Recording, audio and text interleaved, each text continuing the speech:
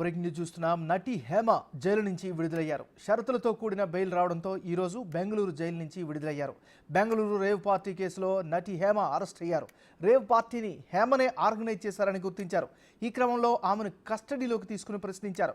కాగా కోర్టు షరతులతో కూడిన బెయిల్ ఇవ్వడంతో ఇవాళ జైలు నుంచి విడుదలయ్యారు.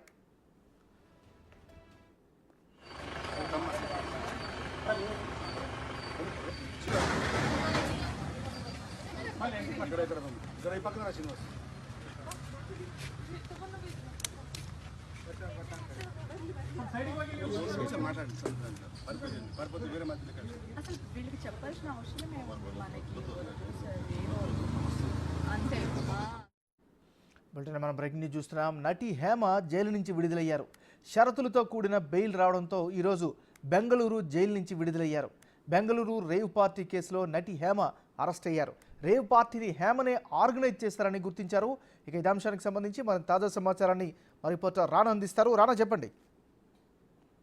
ఏమన్నా రేవ్ పార్టీలో పాల్గొన్నట్టుగా పోలీసులు నిర్ధారించారు. కాకపోతే ఆమె డ్రగ్స్ కూడా అధిక మొత్తంలో తీసుకున్నట్టుగా పోలీసులు నిర్ధారణ చేశారు. ఆమెకి చేసినప్పుడు టెస్టుల్లో కూడా పాజిటివ్ వచ్చినటువంటి నేపథ్యం అయితే కనపడుతుంది. దాంతోపాటు ఈ కేసులో నుండి తప్పించుకోవడానికి అనేక రకాలుగా కూడా ఆమె వీడియోల రూపంలో చేయడం కానీ, తర్వాత తప్పుదో పట్టించడం కానీ, ఇవన్నీ చేయడం వల్ల కూడా ఆమె పైన అనేక రకమైన ఆరోపణలు ఆమెను అరెస్ట్ చేసినటువంటి నేపథ్యం అయితే కనపడుతుంది. అయితే రేవ్ పార్టీలో తన పాత్ర ఎంతవరకు ఉన్న దానిపైన కూడా పోలీసులు ఆరా తీశారు. ఇప్పటికే 156 మంది దాకా కూడా అందరి దగ్గర వాంగ్మూలం తీసుకున్న తర్వాత ఆ దగ్గర స్టేట్మెంట్ తీసుకున్న తర్వాత ఒక్కొక్కరి పాత్ర ఎంత అనేది కూడా సిసిబి పోలీసులకి ఒక అంచనాకు వచ్చిన తర్వాత ఈ అరెస్టుల పర్వం అనేది స్టార్ట్ చేశారు.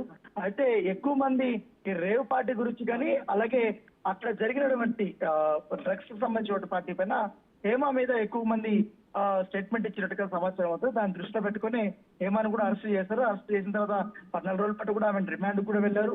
రిమాండ్కి వెళ్ళిన తర్వాత కస్టడీ కూడా వెళ్ళారు. అయితే ఆ రోజు నుంచి ఇప్పటి వరకు కూడా బెయిల్ కోసం ఆమె అనేక రకాలుగా కూడా ప్రయత్నించింది. అందుకోసమే బెయిల్ లో కూడా చాలా క్లియర్ గా కూడా బెయిల్ పిటిషన్ లో చాలా క్లియర్ గా అయినటువంటి అంశాలు ప్రస్తావించారు. ముఖ్యంగా హేమకు సంబంధించిన లాయరు హేమ ఇప్పటి వరకు ఆమెకి టెస్టులు కూడా చేయలేదు. అరెస్ట్ చేసిన రోజు టెస్టులు చేశారు. దాంట్లో కూడా నిర్ధారణ అంత కన్ఫామ్ కూడా కాలేదు, పాజిటివిటీ కూడా రాలేదు. కావాలనే ఆమెను ఇరికిస్తున్నారంటూ కూడా ఆయన చెప్పడం జరిగింది. సో ఈ నేపథ్యంలో వాదనలు విన్నటువంటి న్యాయస్థానం ఆమెకి షరతులతో కూడినటువంటి బెయిల్ ని ఇవ్వడం జరిగింది. సో ఈ నేపథ్యంలో బెయిల్ వచ్చిన తర్వాత ఆమె నిన్న రాత్రి రిలీజ్ అయ్యారు. రిలీజ్ అయినప్పటి నుంచి హైదరాబాద్ కు వచ్చిన తర్వాత ఆమె ఎక్కడ ఎవరిని కూడా కలవటం లేదు. ఆమె ఫోన్ కూడా స్విచ్ ఆఫ్ చేసి పెట్టుకున్నారు.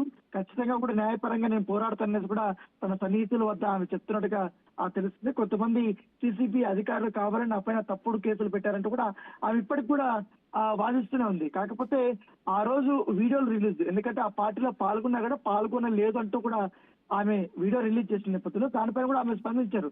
సో ఆ రోజు నా పైన విపరీతమైనటువంటి పదార్థాలు వచ్చే రూపంలోనే నా పైన నెగిటివిటీ స్ప్రెడ్ అయిపోయిన నేపథ్యంలో నేను ఆ రకంగా వీడియోలు చేయాల్సి వస్తున్నట్టు కూడా ఆమె చెప్పినట్టు మన సమాచారం ఉంది. సో ఎట్టకేలకు ఆమెకి ఈ కేసులో నుండి బెయిల్ రావడంతో కొంచెం రిలీఫ్ వచ్చింది. ఇక మీద నుంచి కూడా పూర్తిగా నేను కోర్టులోనే తేల్చుకుంటానంటూ కూడా ఆమె చెప్తున్న పరిస్థితి కనపడుతుంది. మన థ్యాంక్ యూ రానా.